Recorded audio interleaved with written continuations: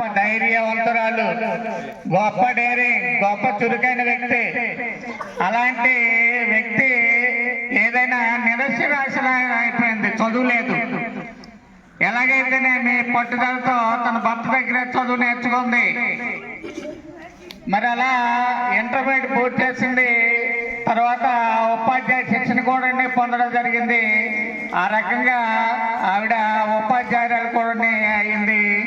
మరి సమాజాన్ని ఏదో ఉద్ధరించాలి అనే తపనతో నిత్యం ఉండేది.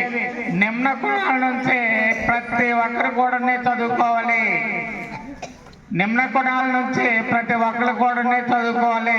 ఈ కులమేట ఆ కులమేట అన్ని కులాల నుంచి ముఖ్యంగా స్త్రీలు మాత్రం అక్షరాస్యులు కావాలి.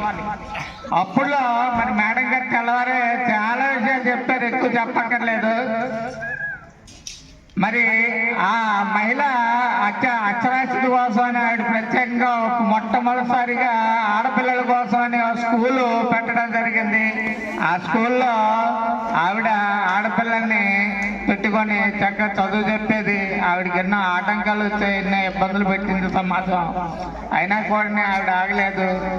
మంచి మనసుతో మంచి మాటలతో అందరినీ కూడా సర్ది చెప్పి ఆ రకంగా తన యొక్క కార్యక్రమాన్ని తను ఏ మంచి చేయాలి, సమాజానికి ఏం చేయాలి అనే సంఘ సేవ మాత్రం ఆవిడ ఆపలేదు, అలా కొనసాగించింది. కాబట్టి అంత మహాత్మురాలు, అంత గొప్ప వ్యక్తి. కాబట్టి ఆవిడ పుట్టిన దినాన చూడండి అలాంటి వ్యక్తికి ఎలాంటి గౌరవం లభించింది.